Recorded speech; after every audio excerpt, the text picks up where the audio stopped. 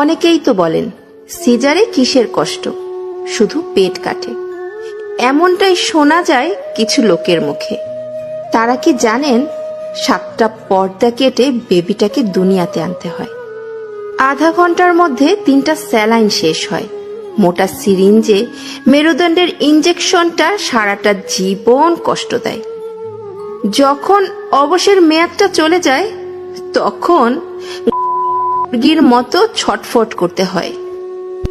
আপনজন ছেড়ে post operative রুমে থাকতে হয়। প্রতিটা মিনিট যেন 1 ঘন্টার সমান। সময় যেন যায় না। প্রিয় মানুষদের মুখ দেখার জন্য অস্থিরতা। ঘন্টার পর ঘন্টা কাটা জায়গায় কি যে কষ্ট বলার মতো না। তার সাথে খিঁচুনি, নিথর শরীরে থরথর কাঁপুনি, হাতে ক্যানোলাই স্যালাইন চলছেই। অন্যদিকে গলা শুকিয়ে কাট কাট হয়ে যায়। 1 ফোঁটা জলের জন্য কত আকুতি মিনতি, কিন্তু 24 ঘন্টার আগে কোনো পানি দেয় না।